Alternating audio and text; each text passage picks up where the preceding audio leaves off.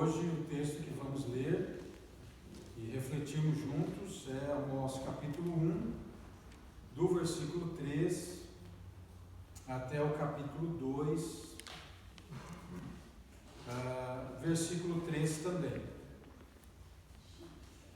Procurando respeitar essas seções, que nós temos no texto, nós chamamos de perícopes, ou parágrafos, que tratam de um mesmo assunto. Então a gente procura seguir, respeitar essa divisão natural do texto, sem pressa, avançando verso a verso, até concluirmos este livro tão querido do profeta Amós, que também é citado no Novo Testamento. Então, mesmo assentados, vamos acompanhar a leitura da palavra de Deus no livro de Amós, capítulo 1, do versículo 3 até o capítulo 2, versículo 3.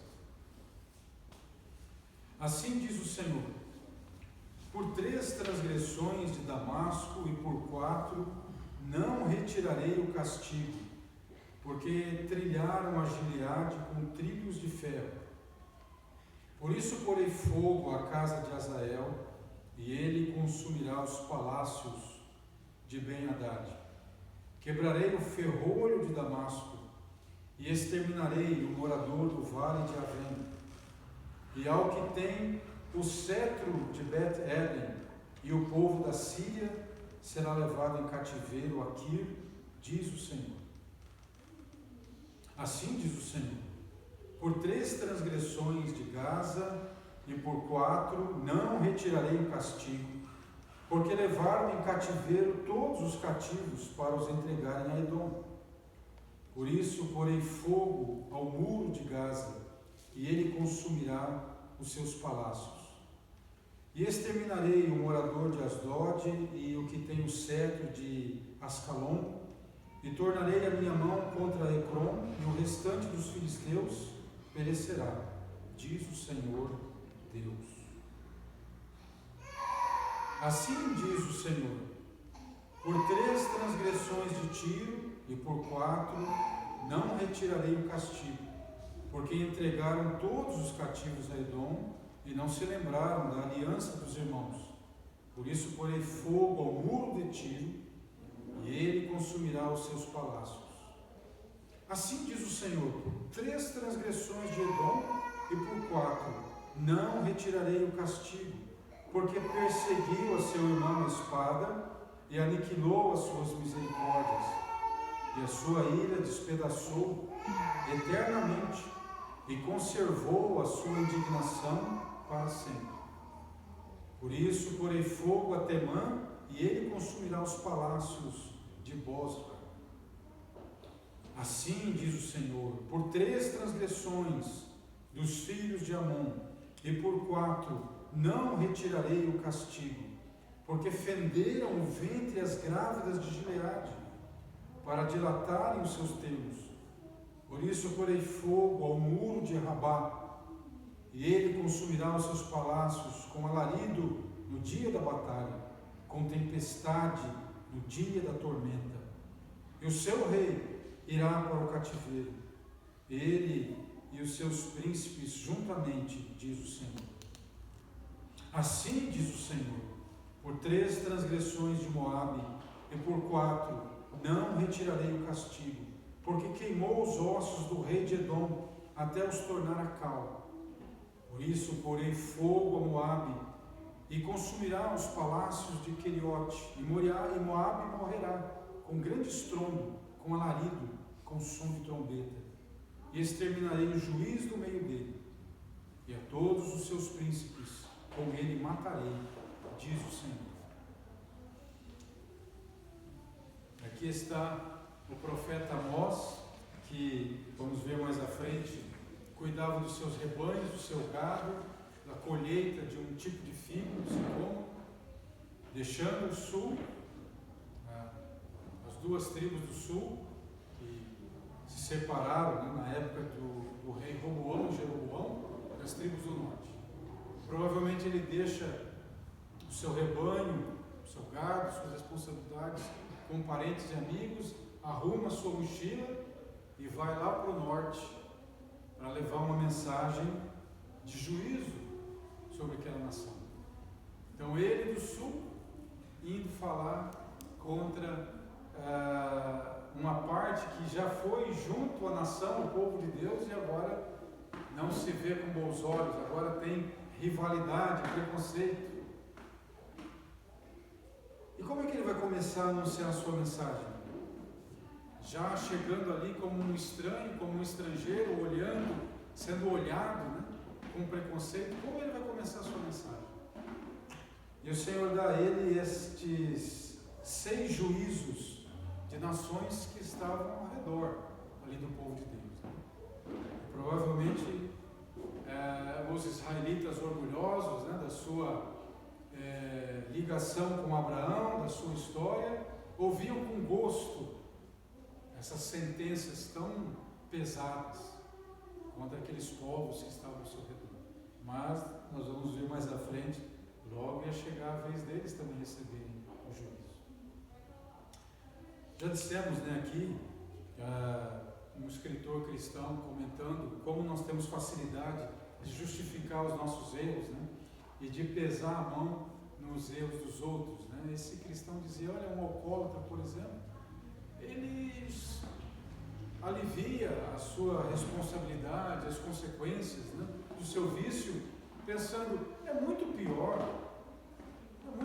aquelas pessoas que roubam. O meu, assim, é um problema meu, não afeta tanta gente. Aí as pessoas que roubam, né, que furtam, que são desonestas dos seus negócios, elas vão dizer assim, não, isso aí é uma situação que faz parte dos negócios, né? Pior são aquelas pessoas que matam. Muito pior são aquelas pessoas que matam.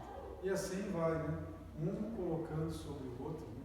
E não chegando à sua verdadeira culpa, né? Mas nós sabemos que o padrão de Deus, de justiça, de perfeição, de equilíbrio, de ordem, né? Ele não dá margem a desculpas para a presença do mal em nenhuma proporção.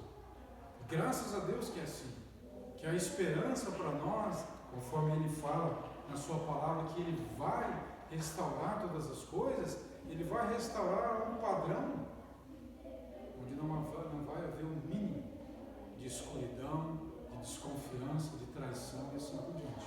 Essa é a visão, né, que o apóstolo João tem no Apocalipse. É bom também lembrarmos, né, que hoje os livros dos profetas, principalmente os livros do Antigo Testamento, são vistos com muito preconceito. E muitas vezes, né, se faz uma distinção entre o Deus do Antigo Testamento e o Deus do Novo Testamento. Mas isso é por uma falta de compreensão, né, do que está envolvido na aliança que Deus fez com o seu povo. Nós, como cristãos, podemos usar todos os tipos de ferramentas, de conhecimentos que nos ajudem a extrair da palavra de Deus o máximo do seu ensino.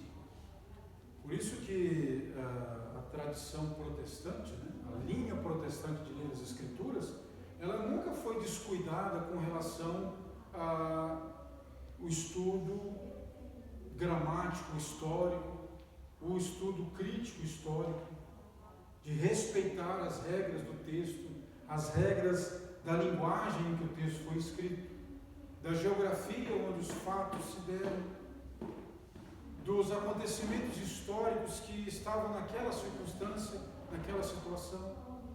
Então, a igreja cristã protestante nunca teve medo quanto a isso, né? Da arqueologia e das ferramentas, dos novos conhecimentos, né? No entanto, é aquela pergunta que nós colocamos no domingo passado, né? Por mais sincero que sejam os estudiosos, uma pergunta importante é: ele tem fé? Porque a Bíblia é um livro diferente dos demais justamente pelo seu autor, né? Os escritores foram inspirados por Deus, os registros foram preservados por Deus.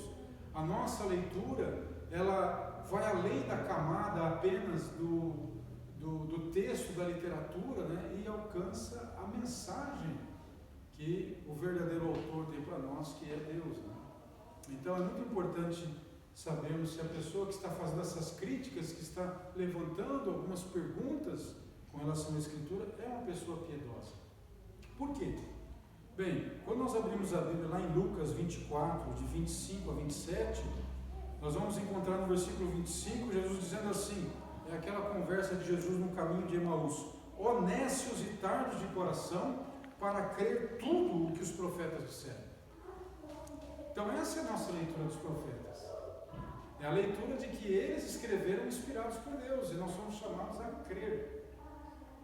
Estudamos, lemos, levamos a sério o texto, respeitamos o contexto, não nos alienamos do texto, né? A alegoria, ela tem esse aspecto de muitas vezes alienar do texto, soltar a imaginação, né? Não, nós respeitamos esses aspectos que Deus colocou, justamente para chegar a esse ponto que diz o Senhor Jesus: crer em tudo que eles disseram.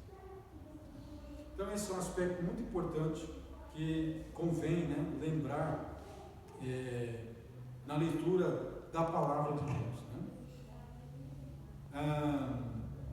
Nesse sentido, nós podemos observar nessas sentenças que o profeta está dando àquelas nações algo muito interessante, que você observa em todas essas 6 sentenças, nós não encontramos uma condenação por idolatria. Você notou isso? Dá uma olhada aí, dá uma olhada rápida e vê se você encontra em algum desses julgamentos Deus dizendo que vai queimar o palácio deles, que vai pesar a mão com esse juízo tão terrível por causa de idolatria. E veja que no versículo 2, como vimos anteriormente, né, o profeta diz que o rugido do Senhor, a mensagem do Senhor, afetaria desde Jerusalém, a capital do sul, até o Carmelo, no norte, onde estava Israel, as 10 tribos do norte, uma região bela, florescente, né? Carmelo é uma região muito bonita, de muita vegetação, mas o profeta diz ali no versículo 2 que essa natureza bela, exuberante, ia secar. O juízo de Deus para com Israel, que nós vamos ver a partir do versículo 4, né, vai envolver a aliança e vai falar de idolatria. Mas essas sentenças que nós lemos aqui, do versículo 3 do capítulo 1 até o versículo 3 do capítulo 2, não fala de idolatria. Esse é um ponto muito importante para entendermos o texto e para entendermos também a responsabilidade da igreja do Senhor Jesus nos dias de hoje, que carrega a responsabilidade do chamado e da vocação de Israel. Como nós vemos Paulo, por exemplo, na sua carta aos Romanos, explicando que não há distinção entre judeus e gentios, e que o povo gentio teve também um testemunho de Deus para se guiar nas suas decisões, na sua vida. E que Deus não cobra deles o que jamais deu a eles ou combinou com eles. Apenas de Israel é que é tratada essa questão de idolatria, por causa da aliança, por causa do pacto. Observe que o nome com o qual as nações ouviram falar de Deus é um nome comum, né? Elohim, Deus, também usado para ser traduzido como anjos e deuses também. E lá no livro de Gênesis, como diz, no princípio criou Deus, está Elohim. Deus, deuses, o Deus supremo. Mas não está ali falado o nome com que Deus revelou ao seu povo, o Eu Sou, Yahvé. Mas mais à frente, no mesmo livro de Gênesis, diz assim: o Senhor Deus criou o homem. Aí começa, né, uma revelação mais pessoal. Que Deus é esse? A palavra Deus em inglês, God, em holandês, Rod. Tem essa expressão, tem diversos idiomas, diversas culturas, diversas religiões. Mas quem é esse Deus? ao seu povo, Deus se revelou como Yahvé. O eu sou, o eterno, a quem Jesus também diz, antes de Abraão, eu sou. No entanto, Paulo nos diz em Romanos que Deus não deixou o ser humano, as demais nações dos gentios, sem um testemunho. Na sua consciência, Deus deixou o testemunho do certo e do errado. E é sobre esse fundamento que Deus faz os julgamentos dessas nações. Por exemplo, nós vamos encontrar ali, do versículo 13 ao versículo 5, o julgamento sobre Damasco. Né? E a sentença é que eles fizeram uma devastação cruel de Gileade, um tipo de um genocídio. Ou seja, eles foram extremados.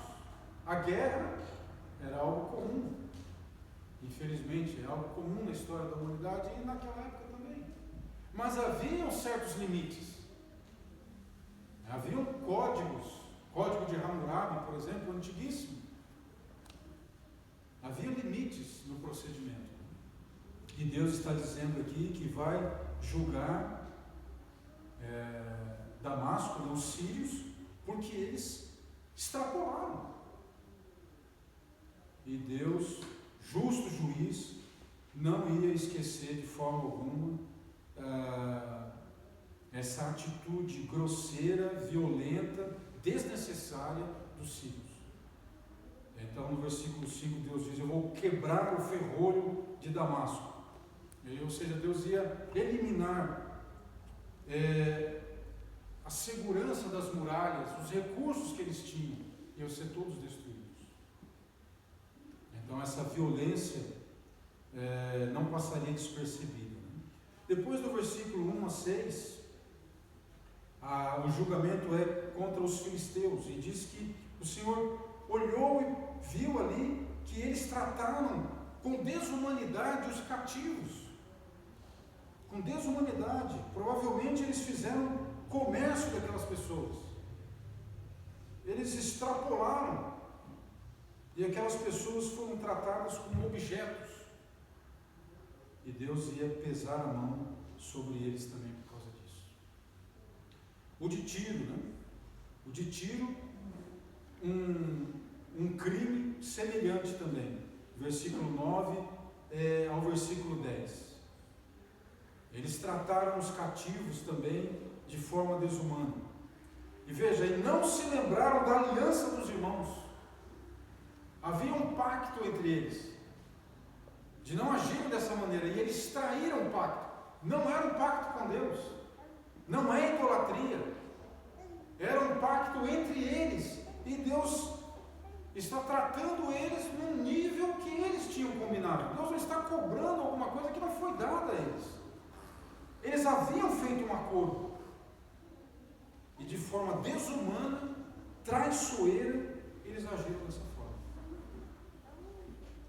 E agora, o Senhor, como testemunho e como justo juiz, estava dizendo: vocês vão pagar por isso. Depois, nós temos do versículo 11 ao versículo 12, né, a sentença contra Amon. Amon, de Edom, né? Versículo 11 ao versículo 12. As transgressões de Edom. Aniquilou as suas misericórdias e na sua ira despedaçou eternamente e conservou sua indignação para sempre. Aqui, os estudiosos dizem que envolvia uma grande inimizade entre essas duas nações. Ódio, muito ódio. E aí, nessa guerra aqui, esse ódio também ultrapassou todos os limites de crueldade e violência. E Deus também iria punir, não ia deixar passar em branco. Dessa forma, né, por 3 transgressões, por 4, é uma forma de falar: olha, chegou no limite. Vocês foram tolerados até um certo ponto, mas agora já deu, ultrapassou. E aqui foi isso. Um ódio alimentar de preconceito e que, numa situação vantajosa, essa outra nação tripudiou, né, sobre os outros. Né? Versículo 13 a 15, agora sim de Amon. Né? E aí que fala que eles abriram o ventre às grávidas de Gileade para dilatarem os seus termos. Né? Por ambição expansionista, os filhos de Amon quiseram acabar com a próxima geração, exterminar mesmo. Aquele plano do nazismo, né? De eliminação, de acabar com todos, mulheres, crianças, homens. Né? Aqui, a nação de Amon atacou as mulheres grávidas. E Deus estava pesando a mão contra eles. Né? E no caso de Moabe, do versículo 1 a 3, né, do capítulo 2, olha que coisa, diz o versículo 1: queimou os ossos do rei de Edom. Mais uma vez, duas nações que se odiavam, e aí nem os mortos eles deixavam em paz. Como fizeram com John Wycliffe também, né? Um pré-reformador, um homem que lutou para traduzir a Bíblia para o inglês, perseguido pela religião da época, não pôde ser condenado porque havia uma disputa de papas na época. Ele veio a falecer de morte natural, de velhice, mas depois aqueles que o odiavam tiraram seus restos mortais do túmulo, queimaram aqueles ossos e jogaram no rio. Mas é a mesma coisa esse povo fez aqui. Moabe, né? Tirou os ossos do rei de Edom da sepultura, queimou e desrespeitou a memória daquele rei. Veja que interessante, até isso Deus se importa. Né? Aqueles homens de Israel e de Judá que receberiam a mensagem de Amós precisavam entender que Deus não estava cuidando apenas deles ou tinha interesse apenas com eles, tinha interesse com os outros também, com suas lutas, com suas dificuldades, com as coisas que envolviam seus direitos e injustiças, né? Mas como nós vamos ver o profeta falando sobre Israel e sobre Judá e Israel tinham uma aliança, receberam uma lei, receberam uma instrução, receberam um manual, receberam um mapa, receberam o guia daquilo que era correto, daquilo que era justo, porque estavam traindo o Senhor. É em termos dessa aliança que o profeta vai falar com eles. Né? Mas nessa mensagem que o profeta fala de forma inicial, né? Ele está mostrando que Deus não é um Deus tribal. Hoje existem alguns leitores, né, que gostam de anunciar isso como grande novidade, leitores do Antigo Testamento, né? Eles dizem a Bíblia não tem nada a ver com doutrina, a Bíblia não tem nada a ver com os dogmas cristãos, a Bíblia não tem nada a ver com teologia, a Bíblia simplesmente é uma história da religião de Israel. Isso que é o Antigo Testamento. Uma história da religião de Israel. Olha, nós não temos dificuldade em entender que a Bíblia tem sim aspectos históricos, ela tem sim aspectos geográficos, ela trata de cultura, de costumes, que algumas narrativas bíblicas, embora sejam contadas de forma diferente por aquelas tradições sumérias, acadianas, egípcias e assim por diante, a Bíblia traz uma diferença. Como, por exemplo, diversas culturas, até os indígenas aqui no Brasil, falam que houve um grande dilúvio no mundo inteiro. Mas aí eles contam a respeito de, dentro da sua mitologia, de divindades envolvidas nisso, né? Nós entendemos perfeitamente que com o passar do tempo vão se acrescentando versões, mas como a humanidade tem uma origem comum, é por isso que vários grupos no mundo inteiro contam essa história. Houve um dilúvio no mundo inteiro, embora sejam culturas e religiões diferentes. A Bíblia nos fala sobre essa origem comum. E a Bíblia não está copiando essas narrativas, a epopeia de Gilgamesh, não está copiando. Ela está trazendo uma versão, dizendo assim, olha, a versão original é essa aqui. Dela partiu variações. Mas continua havendo um verdadeiro Deus. Por isso que as mensagens que Amós está dizendo, talvez na sua Bíblia está aí, né? Senhor, com todas as letras maiúsculas, é o nome do Senhor, Yahvé, ou Jeová, o Eterno, eu sou, aquele que se revelou a Moisés, aquele que fez o pacto com o seu povo, a aliança com o seu povo.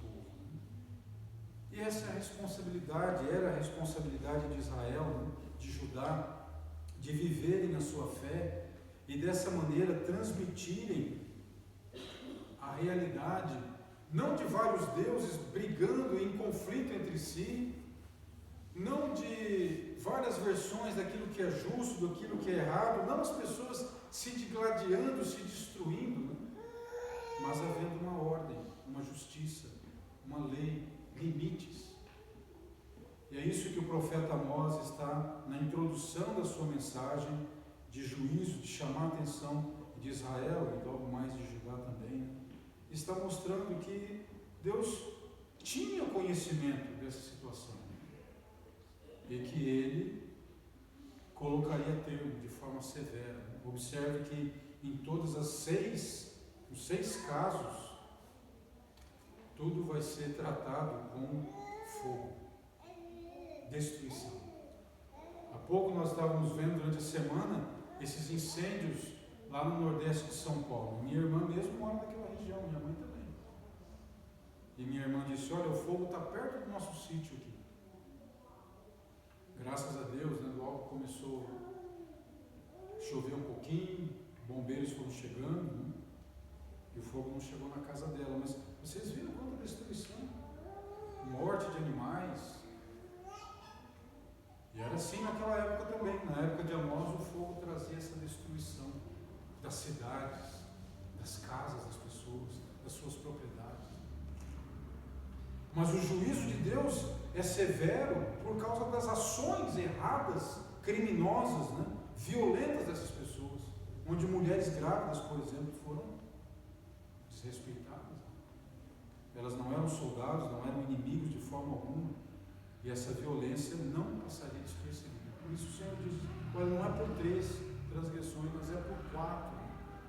Chegou no limite, né?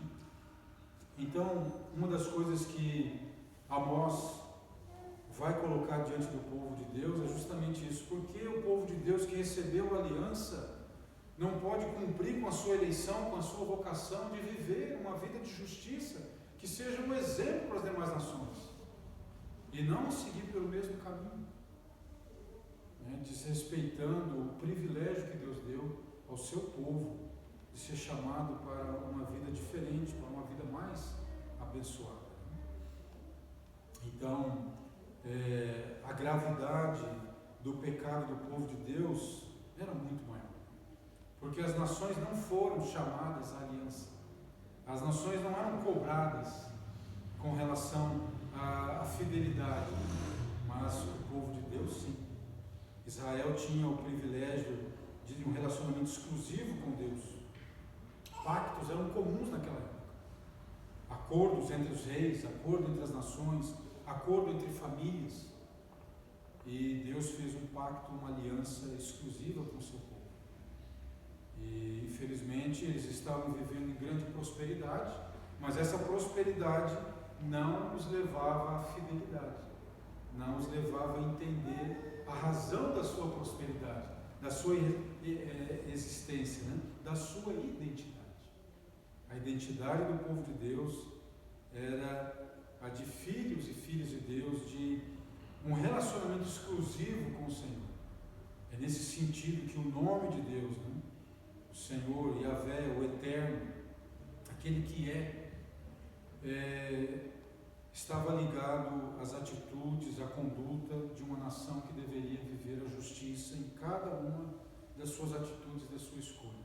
Mas como nós vamos ver mais à frente, infelizmente, o povo de Israel e o povo de Judá, né, não estava dando o devido exemplo.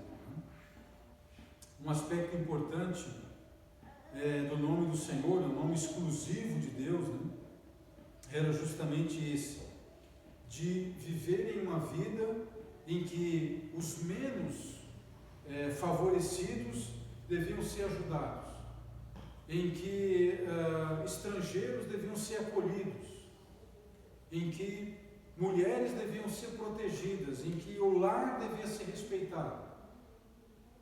Então, esse aspecto era um dos aspectos ligados ao nome do Senhor, aquele que é justo, aquele que é o Rei, aquele que é o verdadeiro Senhor. Então, nesse sentido,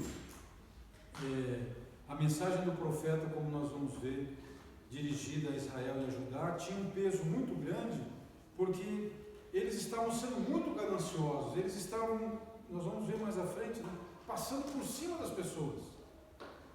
Mas eles achavam que estava tudo bem, porque eles estavam continuando a manter um culto, manter os rituais, manter as cerimônias que eles achavam estavam dentro do prescrito por Moisés. Mas Amós vai mostrar que as atitudes, a conduta, o modo de vida de Judá e Israel eram mais graves do que as nações que ele introduz, que ele coloca como introdução da sua nação. Que coisa interessante, Nós acabamos de ouvir graves crimes dessas nações. No entanto, aos olhos de Deus, a conduta de Israel e de Judá era muito mais grave. A base com que o profeta prega e chama a atenção do povo de Deus é a aliança. É que Deus os libertou. Então algumas pessoas olham para o Antigo Testamento e dizem assim: não, mas esse Deus é muito severo, ele disse para apedrejar quem não guardasse o sábado. Sim, mas veja bem, nós temos que entender isso dentro da aliança, nós não podemos arrancar do contexto. O que era o mandamento do sábado? Era o mandamento do descanso para um povo livre, para um povo que podia trabalhar 6 dias e descansar um. E não ficar trabalhando, escravizados. Esse é o sentido do mandamento. E o mandamento beneficiava o escravo. O mandamento era claro: nem o escravo, nem o servo fará obra alguma. O escravo era explorado muitas vezes, mas naquele dia, mesmo o senhor mais cruel tinha que seguir a lei, dentro dos termos, dentro do território de Israel. Aquele dia tinha que ser guardado. Então era para poupar e preservar. Até o animal, diz o mandamento. Até o animal não fará a obra naquele dia. Até o animal podia descansar. Então Deus não cobra o sábado de quem estava fora da aliança. Ele cobra daquele povo que foi escravo, que não tinha descanso, e agora Deus o liberta e diz: agora, como prova da liberdade de vocês vão descansar um dia a cada semana. Só um povo livre pode descansar, pode abrir mão do jugo do trabalho constante. É por isso que Deus diz que quem cometesse adultério também devia ser apedrejado. Porque dentro dos termos da aliança, dentro do território do povo de Deus, a família devia ser preservada a qualquer custo. A segurança da união do homem e da mulher para os filhos. A questão do respeito à herança, a questão do patrimônio, a questão do respeito à mulher. Então isso é um crime tão grave, mais grave que a prostituição. Por isso, a sentença de morte. No entanto, diz o Senhor Jesus: pela dureza do vosso coração, Deus permitiu o divórcio. Mas principalmente para a proteção da mulher. Então, pessoas que olham o Antigo Testamento e dizem: esse Deus do Antigo Testamento, ele é horroroso, ele é sanguinário. É porque foram preguiçosas e não leram todo o contexto. Tem que ler todo o Antigo Testamento e entender que Deus não cobra isso das demais nações. Ele cobra do seu povo, a quem ele fez uma aliança, com quem ele se casou, com quem ele tem uma relação exclusiva. Por isso a gravidade que Amós vai falar que nós já vimos também em Joel e em Oséias, do desrespeito à aliança com o Senhor. Deus não quer desistir da aliança, Deus não quer desistir do pacto. Ele vai honrar. É como se ele dissesse: olha, vocês fazem a parte de vocês e eu vou fazer a minha.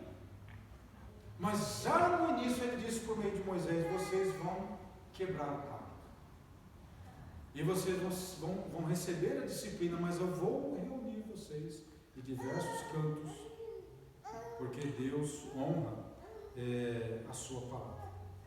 Então é nesse sentido que a mensagem do profeta, ela está ligada à justiça. Como escreveu alguém, né? É a voz que Deus emprestou à agonia silenciosa, uma voz aos pobres saqueados. Deus está furioso com uma injustiça, e ele fala por meio do profeta.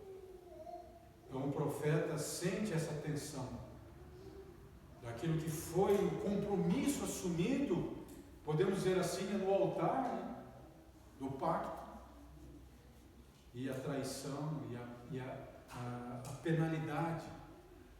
Como já dissemos, ao estudar a história e costumes daquela época, era normal os pactos em que justamente tinham os termos, as bênçãos do cumprimento e também as penalidades do não cumprimento. Então, povos faziam esses pactos, tribos faziam, pessoas faziam, né? E Deus, usando termos semelhantes, fez um pacto exclusivo com o seu povo. E ele iria honrar a sua parte. Graças a Deus, né, ele é fiel. Graças a Deus, em sua misericórdia e amor, ele providencia os meios para chamar a nossa atenção. Então, aquele povo de Israel, aquele profeta com, podemos dizer, mochila nas costas, todas as características de um profeta do sul, que sobe até o norte, sai do campo e entra na praça e começa a anunciar, provavelmente na capital, né, em Samaria. Ele inicia sua fala, falando dessas 6 sentenças, desses 6 juízos gravíssimos que essas nações cometeram, mostrando que Deus não é um Deus bairrista, Ele é Senhor, que Ele está vendo a gravidade dessas coisas. Mas a hora que Amós começar a falar da idolatria de Israel, da idolatria de Judá, da sua ganância, da sua ambição, da sua exploração, da sua luxúria, da sua vaidade, da sua ostentação, Deus quer que eles entendam que é tão grave o que eles fizeram, quanto essa violência terrível que essas nações fizeram. E para nós, meus irmãos, que vivemos essa época, né? Uma época em que o discurso de prosperidade, de sucesso nos negócios, na vida social e assim por diante, invadiu, né, a agenda da igreja, a mensagem da igreja, nós precisamos prestar atenção no que Amós está dizendo para nós também. Porque com isso, nós temos visto o abandono da mensagem simples do Evangelho e a introdução de elementos estranhos a mensagem do Senhor Jesus Cristo, a mensagem dos apóstolos e grupos numerosos, né, igrejas populares, né, com essa mensagem. Né? E nós precisamos pensar que chegará um momento em que Deus vai chamar a atenção do seu povo quanto a isso. Que isso diante de Deus é gravíssimo. Adulterar a sua palavra, fazer adaptações, desrespeitar a simplicidade da palavra de Deus, é colocar termos na aliança que Ele não colocou. Abrir concessões, né, para comportamentos, para condutas que o reino de Deus, né, que a mensagem do Evangelho, que aponta para a separação da consciência e do trato, da mordomia do nosso corpo, da nossa consciência, dos nossos bens, requerem de alguém que tenha experiência do novo nascimento, que professa Jesus como seu Senhor, como Salvador, que professa as Escrituras como palavra de Deus. Então hoje, infelizmente, esse aspecto da história redentora, que tem toda uma conexão, que tem toda uma sequência, desde Gênesis até Apocalipse, até esses tempos contemporâneos que nós estamos vivendo, nos dá a coerência de nós não fazermos alterações na maneira de ler as Escrituras e também na maneira de vamos dizer assim, levar ela adiante para as próximas gerações. Nós recebemos as Escrituras com toda a seriedade do povo de Deus em tratar o texto na língua original, de tratar traduções, versões, com todo o respeito, com todo o carinho, sempre colocando a liberdade da pessoa de questionar e de não concordar com a mensagem da palavra. Mas a pessoa tinha a honestidade de dizer, sim, a Bíblia está dizendo isso. Eu não concordo, eu não aceito, eu rejeito, mas jamais de alterar o texto. E hoje até esse limite está sendo ultrapassado dentro do meio religioso, dentro do meio chamado cristão. E é disso que o profeta vai falar para Israel, porque eles, quebrando o pacto, criaram santuários no seu território e colocaram bezerros. E atribuíram um estilo de sacerdotes. Né? Nós vamos ver mais à frente, por exemplo, o versículo 12 do capítulo 2, onde diz: mas vós aos nazireus destes vinho a beber. Pessoas consagradas, eles estão induzindo pessoas consagradas a quebrarem os seus votos. E diz mais o texto: e aos profetas ordenaste, dizendo, não profetizarei. Então começa a se criar uma estrutura ali no Reino do Norte, depois vai ser copiada pelo Reino do Sul, de ter profetas pagos para falarem exatamente aquilo que os reis e o sistema religioso de Israel queriam. E Amós, por exemplo, vai ser justamente alguém que não faz parte dessa folha de pagamento, dessa linha de ensino. Um escritor chamado Oscar Wilde escreveu o seguinte: qualquer pessoa que tenha lido a história da humanidade aprendeu que a desobediência é a virtude original do homem. A desobediência. A desobediência que leva até mesmo aqueles que foram beneficiados, que foram abençoados, né? Com o chamado de Deus, com a oportunidade de terem uma vida diferenciada, mas que com o tempo vão se distanciando daquele projeto original e vão começando a acrescentar e colocar coisas, né, que não vão nos aproximar de Deus, mas pelo contrário, vão nos afastar dele. Deus mostra pelo profeta Amós que há uma ordem, que há um padrão de justiça e que Deus está atento a ele. Mas que Deus não cobra aquilo que Ele não colocou na vida das pessoas. Podemos encerrar essa nossa reflexão, essa parte ainda introdutória de Amós, né? Perguntando para nós, né? O que Deus já tem colocado no nosso coração? O que Deus tem nos ensinado? Que compromissos nós assumimos diante dele, diante daquilo que já aprendemos da sua palavra, né? E Deus tem direito a chamar a nossa atenção sobre esses compromissos que um dia foram colocados diante dele. Quando Paulo escreve a carta aos Romanos, ele mostra aqueles orgulhosos judeus, né, que se eles se orgulhavam tanto assim da sua história, da sua religião, eles deveriam pensar que a responsabilidade deles era muito maior do que a dos gentios que eles olhavam com tanto preconceito. Severa sentença de Deus para aquelas nações, mas como disse o apóstolo Pedro, o juízo começa pela casa de Deus, né? Esse desrespeito, essa vulgarização, tanto no campo litúrgico como no campo musical, né? Com relação ao Evangelho do Senhor Jesus. certamente isso tem um limite. Se o Senhor disse, por 3 transgressões ou por 4 não retirarei o meu castigo, né? E nós sabemos que já houve na história, né, momentos de tanta decadência, e que isso também precedeu não só o juízo de Deus, né, mas também grandes despertamentos na história. Esse é o momento de nós orarmos ao Senhor e pedir que Ele tenha misericórdia do seu povo.